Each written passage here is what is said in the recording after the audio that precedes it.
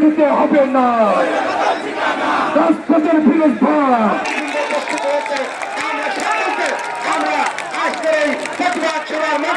সরকারকে বদল করেছে ইনশাআল্লাহ। ইসরায়েল হোসেন জীবনকে সংগ্রামে উপস্থিতি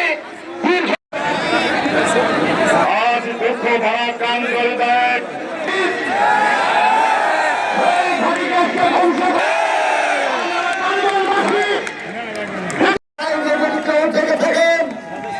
আপনাদেরকে অনুরোধ করব আসুন আমরা মহান সংসদে পাঠিয়ে আমাদের এলাকার এটা আমরা মেনে নেব না।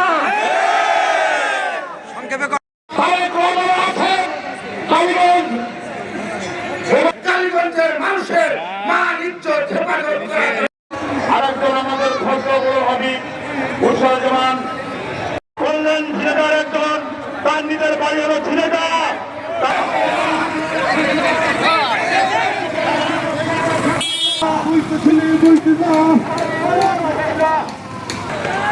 এই আশীর্বাদের শরীর কে আছে